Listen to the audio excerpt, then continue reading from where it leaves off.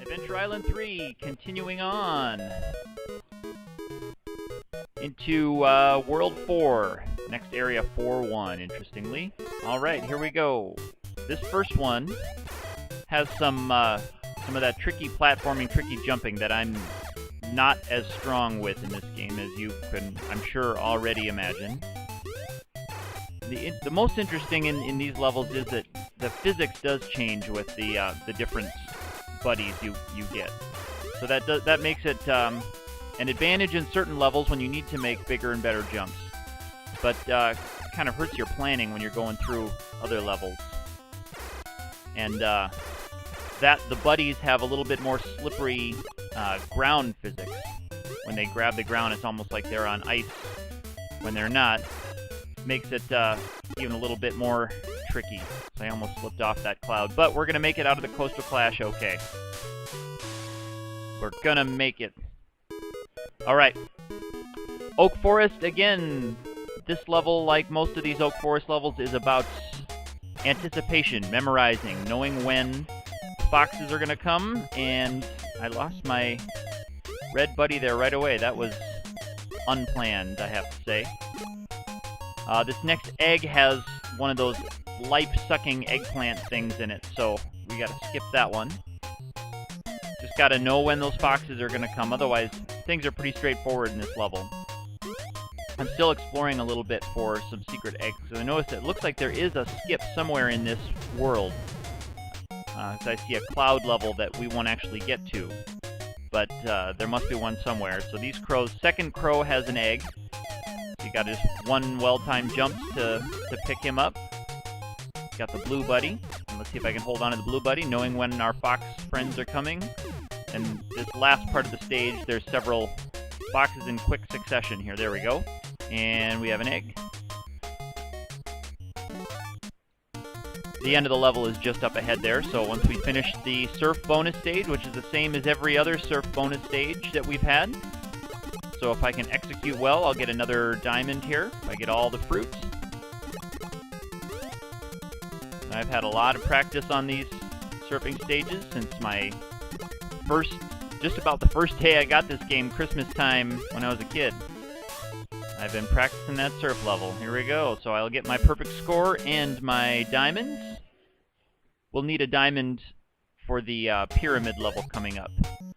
So lucky to get that here now. And on we go. So I'm wondering where that skip is. The thing of this game was such a late NES game. It's not very popular. So there isn't a lot of documentation on the game, unfortunately.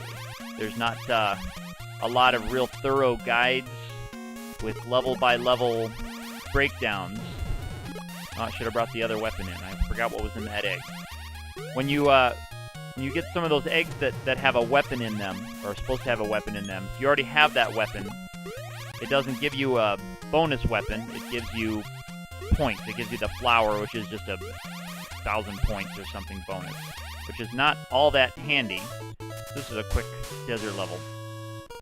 So if you know they're coming, you need to have the correct weapon. So if it's supposed to be a boomerang, have a hammer and you'll get a bonus boomerang. And of course the other way around as well. Alright, so in this level I will get a boomerang later, and I'll bring in my red buddy. This is mostly just for the extra hits that it allows me, because this is a level where I tend to get hit a lot. I get nailed in this level by these arrows and these.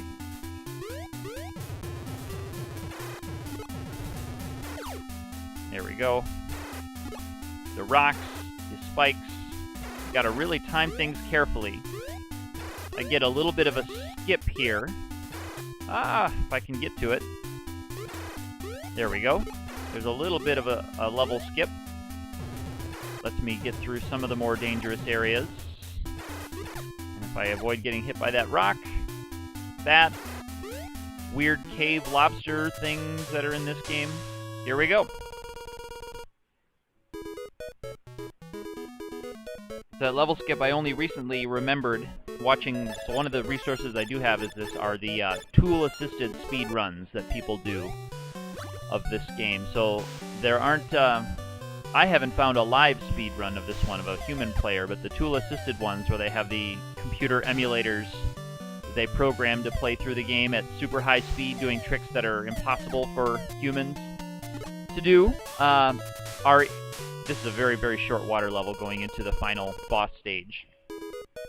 But they do take some tricks, some skips, some shortcuts that are possible to grab. So here we get to the alien in the sunken ship, but we don't fight the aliens here. We get to this green dude. Now I'm taking the flying guy into this level so I can skip that opening section, because I do not like water levels.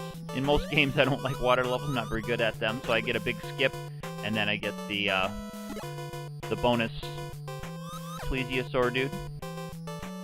And there's another skip right here, so I just need to pass him. There we go. Now I get my choice of weapons for the boss fight, but I get a bonus, so I get the boomerang first, then the hammer. Because if I'd gotten the hammer first, then the boomerang, of course I would have the boomerang. It only stands to reason. And here we go, on to fight this this boss. And it's one of those dinosaurs with the that look kind of gatory, but they weren't quite gatory. I get my two axes in the air at a time for this fight, so I can get a good number of hits. Oh, on most of his passes I can get a good number of hits. But now that I've lost my mobility, it's going to become a lot tougher. And I have to avoid the bottom of this level altogether, because if you stop on that bottom... No, not going to get him. If you stop on the bottom, one of the shell guys will pop up, so it's hard to concentrate.